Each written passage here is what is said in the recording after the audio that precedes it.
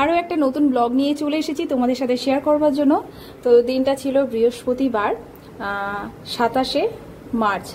মেয়ের এক্সাম শেষ হয়েছে 26 তারিখ, আর আমাদের একটু টিকিট কাটা ছিল ঘুরতে যাওয়ার। তো টিকিটটা হুট করেই কাটা হয়েছে, কারণ অনেক সময় হয় না যে ট্রেনে সিট পাওয়া যাবে না। তো একদিন হঠাৎ করেই টিকিটটা কাটা হয়ে গেছিল, তবে সিটটা কিন্তু আমাদের কনফার্ম ছিল না, আরএসি ছিল। তো যাই হোক, সেই দিনটা চলে এসেছে। লাস্ট পরীক্ষাটা তো ওইভাবেই দিয়েছে যে ঘুরতে যাব সেই আনন্দে। তো আমরা চলে এসেছি স্টেশনে। ঘড়িতে সময় এখন মোটামুটি 3:30 কি 3টে বাজে। যদিও আমাদের বাড়িটা স্টেশনের অনেক কাছেই, 10 মিনিট মতো সময় লেগেছে, তবুও হাতে একটু সময় নিয়েই আমরা বেরোই, কারণ রাস্তাতে হতেই পারে কোনো অসুবিধা। তো সেই হিসেবে নিয়ে সময় নিয়ে বেরোই, আর সাথে যেহেতু বাচ্চা আছে। তো চলে এসেছি অনেকটা আগেই, 4টে। আর দেখো আমাদের ট্রেনটাও চলে এসেছে। আর যেটা হয়েছে, আমরা অনেকটা পেছনে ছিলাম, আমরা অনেকটা পেছনেই এখানে বসেছিলাম। তারপরে যখন ট্রেনটা ঢুকলো, আমরা জানতে পারলাম আমাদের সিটটা যেদিকে ছিল সেটা কনফার্ম হয়েছে, আরএসি থেকে কনফার্ম হয়ে গেছে, তবে সেটা সামনের দিকে পড়েছে, S1-এ। তো আমরা আবার দৌড়াতে সামনের দিকে এসে আমাদের যাই হোক ট্রেনে উঠে পড়েছি। তো এখন দেখতেই পাচ্ছ এখানে থেকে, তবে যেটা হয়েছে আমাদের আরএসি থেকে যেটা কনফার্ম হয়েছে, আমাদের দুটো লোয়ার নেওয়া ছিল আর দুটো মিডিল নেওয়া ছিল, তবে লোয়ার দুটোই পড়েনি, আর মিডিল পড়েছে আর আপার পড়েছে। তো তারপরে যাই হোক, যখন আমরা উঠেছি তখন আর নিচের দুটো সিটের প্যাসেঞ্জার তখনও অবধি আসেনি, অলরেডি আমাদের ট্রেনও ছেড়ে দিয়েছে। যাব কোথায় সেটা নেক্সট ব্লগে তোমরা নিশ্চয়ই দেখতে পাবে। তো বাইরের আপাতত ভিউটা দেখো, খুব সুন্দর। আর যেটা হয়েছে, আমাদের নিচের সিটটা লোয়ার সিটটা পরে আমরা একটা পেয়েছিলাম, কারণ একটা ছেলে এসেছিল সিঙ্গেল, সে পরে আপার বার্থটা নিয়ে নিয়েছে বলে আমরা আবার লোয়ার একটা সিট পেয়েছি। তারপর একজন ভদ্রমহিলা এসেছিলেন, ওনারও লোয়ার সিট ছিল, উনি ওনারটা নিয়েছেন। তো আমরা মোটামুটি একটা লোয়ার সিট আর দুটো মিডিল আর একটা আপার পেয়েছিলাম। তো যাই হোক, আমাদের ভালোভাবেই সিটগুলো এবারে পেয়েছি। আর এটা হচ্ছে বিকেলবেলার স্ন্যাক্স চলছে, স্ন্যাক্স পর্ব।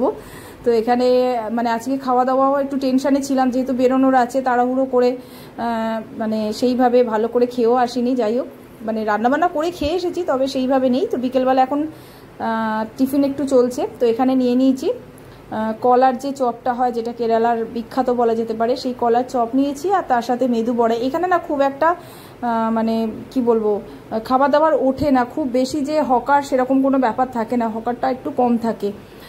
তো যাই হোক, বিকেলবেলা গেছে। আর এটা হচ্ছে সন্ধে, তখন কটা বাজে, 7:30 বাজে, কারণ যেহেতু আমাদের ট্রেনটা ঢুকে যাবে, আমরা যেখানে যাচ্ছি সেখানে 6টার মধ্যে ঢুকে যাবে। তো এখানে তাড়াতাড়ি একটু খাওয়া দাওয়া কমপ্লিট করে নিচ্ছি। এখন ঘড়িতে সময় সন্ধ্যে 7:30। সবই বাড়ির থেকে বানিয়ে এনেছিলাম।